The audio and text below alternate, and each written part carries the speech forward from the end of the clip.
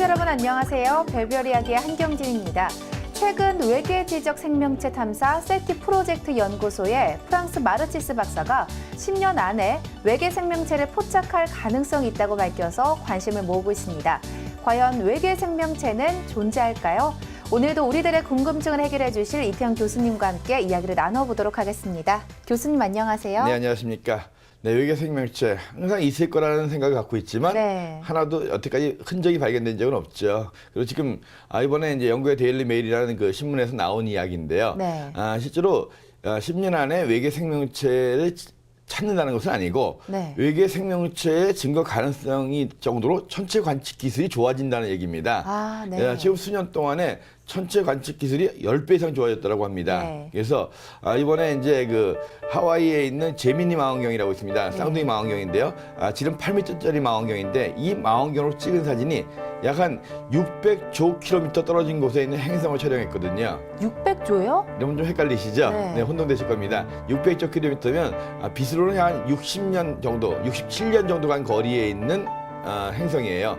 67광년 정도 떨어져 있는 자그마한 행성을 지름 8m짜리 망원경으로 찍어서 봤다는 거거든요. 근데 관측 기술이 점점 좋아지면서 물론 전체 망원경의 크기도 커지겠죠. 또한 그 분석하는 기술도 점점 좋아질 겁니다. 따라서 앞으로 한 10년 정도 되면은 지구 정도 크기의 생명체가 살 수 있을 정도의 행성을 촬영하는 기술이 나올 것이다 하는 이야기거든요. 그래서 실제로 우주에 외계 생명체가 존재한다 하는 것은 확률적으로는 대부분의 천문학자들이 동감하고 있는 이야기입니다. 공감하고 있는 이야기인데 실제로 그런 정도의 생명체가 살 수 있을 정도의 행성을 관측하는 기술이 앞으로 10년 이내면 개발될 것이다 하는 이야기거든요. 우리 은하계에 1000억 개 이상 있는 별들이 있고 그중에 거의 10분의 1 정도, 100억 개 이상의 지구와 같은 이런 행성이 있을 거다라고 생각이 되고 있거든요. 지구 정도로 적당한 크기에 적당한 온도를 갖고 있는 행성이면 생명체가 살 수 있을 거니까 또 생명체가 살면서 여러 가지 내뿜는 뭐 메탄이라든가 생명체와 필요한 생명체가 존재하는 가능성이 있는 그런 대기 성분을 분석하면 이 정도 행성에 이 정도 크기고 이 정도 대기 성분이면 생명체가 살 수 있지 않겠느냐라고 분석이 나올 것 같거든요. 아무튼 앞으로 한 10년 이내에 지구 정도 크기의 행성을 관측할 수 있는 기술이 당연히 저도 개발되리라고 보고 있습니다. 이번 뉴스는 세티 연구소에 있는 박사님의 이야기를 영국의 데일리 메일이라는 신문에서 발표한 건데요. 뭐 대부분의 천문학자들이 공감하는 이야기입니다. 네, 그러니까 10년 안에 그 지구 같은 생명체가 살 수 있는 행성을 발견할 수 있을 정도의 그렇게 천체 관측의 기술이 발전했다는 말씀이시죠? 네, 앞으로 더욱더 발전해서 꼭 그런 행성을 찾을 수 있으면 좋겠습니다.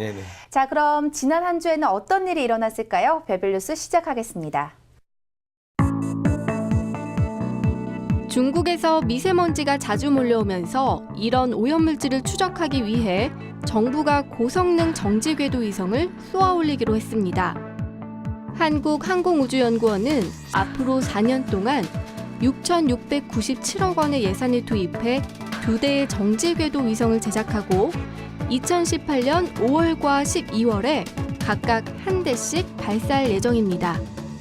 개발하는 위성의 임무는 대기권의 빛을 분석해 미세먼지나 이산화 질소 등 오염물질의 발생과 이동 경로를 파악하는 겁니다. 이 위성 발사에 성공하면 우리나라는 정지궤도에서 지구상의 미세먼지를 감시하는 세계 최초의 국가가 됩니다. 올겨울 들어 미세먼지주의보와 예비 단계가 발령되기도 했습니다. 미세먼지에 대한 걱정이 많으실 텐데요. 한국항공우주연구원에서는 미세먼지를 관측할 위성을 발사할 계획이라고 합니다. 교수님, 이번 소식 어떤 소식인가요? 네, 미세먼지, 그 지름이 10마이크로미터 이하인 그 자그마한 먼지로서 주로 중국에서 날아오는 거죠. 그래서 미세먼지에 대한 피해는 아마 유럽보다는 그 중국이나 우리나라, 일본 이쪽이 클 것 같아요. 요즘 우리나라에도 미세먼지 때문에 참 골치 썩고 있잖아요. 그 중국에서 그런 걸 우리가 와서 막을 수도 없고. 그래서 일단은 이 미세먼지를 어떻게 움직이는지를 관측해서 주의보를 내리는 게 중요하거든요. 그래서 항공우주연구원에서 앞으로 4년 동안에 한 6,700억 원 정도의 돈을 들여가지고 이 위성을 개발해가지고 2018년 5월과 12월 두 대의 위성을 쏘아 올리겠다. 근데 네. 위성이 항상 우리를 내려다보고 있어야 되잖아요. 그렇기 때문에 위성 궤도는 정지 궤도가 돼야 됩니다. 네. 이 지구로 땅 위로부터 36,500km 정도 위에 있는 곳이거든요. 네. 그래서 한반도 위에 36,500km 정도 위에 떠서 적도 위에 떠 있습니다. 네. 적도 위에서 항상 우리나라 내려보면서 수시로 이제 미세먼지들이 네. 어떻게 이동하는지를 감시해가지고 미세먼지 주의보를 내려서 사람들한테 대비를 하겠다는 거거든요. 네. 무게 한 3톤 정도 크기의 이 위성 두 대를 2018년까지 이제 네. 개발해서 두 대 쏘아 올리는 건데요.